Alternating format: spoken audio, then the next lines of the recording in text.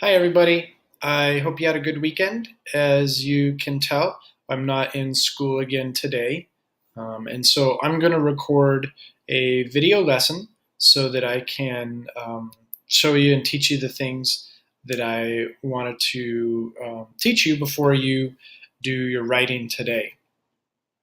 We are going to be doing session 6 of our Writing Realistic Fiction unit. Today is going to be about drafting your stories.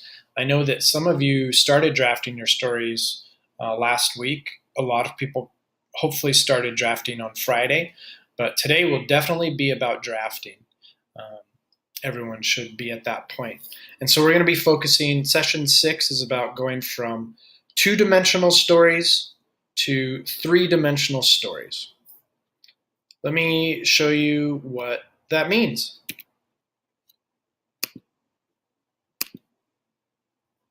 Oops, don't need that. Today we're going to put the meat on the bones of our stories. Today we're going to bring them to life. Today you get to draft.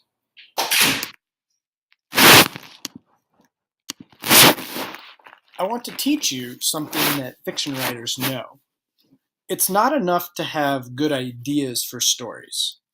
To make the two-dimensional or 2D ideas feel three-dimensional or 3D, those stories need to come to life.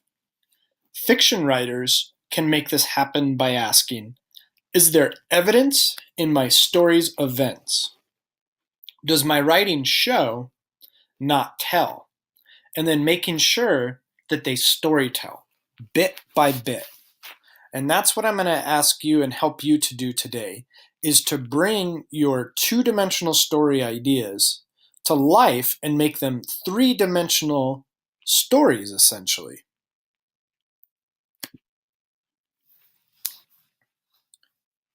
Here's an example of what I'm talking about. Here's a summary. This would be like telling a story. On Friday afternoon, Mrs. Kearns' chinchilla escaped from the tank in the science lab.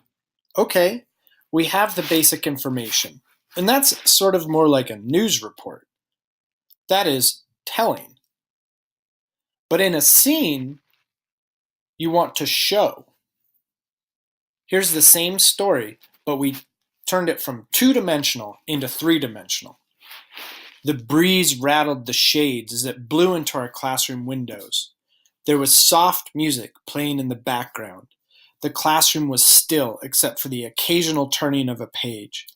Everyone was engrossed in reading. Suddenly, the door to the classroom swung open with a slam. Mrs. Kearns stood in the doorway, her eyes wide, her forehead beaded with sweat. The chinchilla escaped! Same story, but in the first case it was a summary and we were telling. In the second case it was a scene and we were showing. An important tip for helping you draft in a way that makes stories come to life and make them 3D is to not just tell the reader something and expect them to believe it, but rather to be almost like a criminal who wants to be caught by leaving evidence everywhere of the story you are writing. Here's an example of another summary. As the two girls talked, I felt uncomfortable. I didn't know what to do. Okay, so that's a good start, but where's the evidence? I can write in such a way that I am leaving clues, leaving evidence that what I am telling the reader is true. Let's look at an example. Same start. As the two girls talked, I felt uncomfortable. I didn't know what to do. The room felt really hot all of a sudden. I was beginning to wish I had worn a lighter shirt. This one was making me sweat. I'm slowly bringing this story from two-dimensional to life, or making it three-dimensional. So what is the evidence that proves the character doesn't know what to do? I added on even a little bit more to add that evidence. Here we go again. As the two girls talked, I felt uncomfortable. I didn't know what to do. The room felt really hot all of a sudden. I was beginning to wish I had worn a lighter shirt. This one was making me sweat. I looked down at my phone, checking for text messages that weren't there. Then I noticed how dirty it was and made myself concentrate on slowly cleaning the screen with the bottom of my shirt. There, I was able to add some evidence that the character didn't know what to do.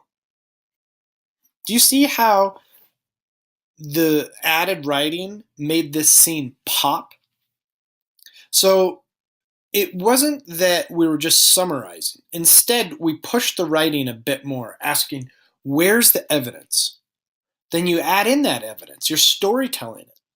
You can do this with your scenes too, to make them come alive. Here's an example from last year. Here's what the students started with. The bully, Billy, threw a pen at Zach when he told the teacher on him. Can you help turn this summary into a story? Can you help him add evidence, details, and actions and dialogue so that this reads like a story? How can you make this go from two-dimensional to three-dimensional, full of life? Today is about drafting scenes in 3D. Storytell bit by bit your character's actions, feelings, descriptions, and thoughts. By the way, you can draft out of order. You can start with the scene you feel most inspired to write. Once you have planned your story, you have the option to draft your story not chronologically, but from beginning to end, but from scene by scene. That's why it was so helpful when we did the story arc last week, in which you put the different important things that happened on a post-it note on your story arc. So choose the scene that you most want to write and just start with that today. So as you work today, remember that you can draft out of order, like I was just saying. That's fine. Work to make your scenes pop by taking them from 2D summary to 3D, which is storytelling. Bring them to life. By the end of class today, you should be well on your way to a rough draft of your story. It's okay if you don't have a full rough draft, but you do want to have at least a handful of scenes that really pop.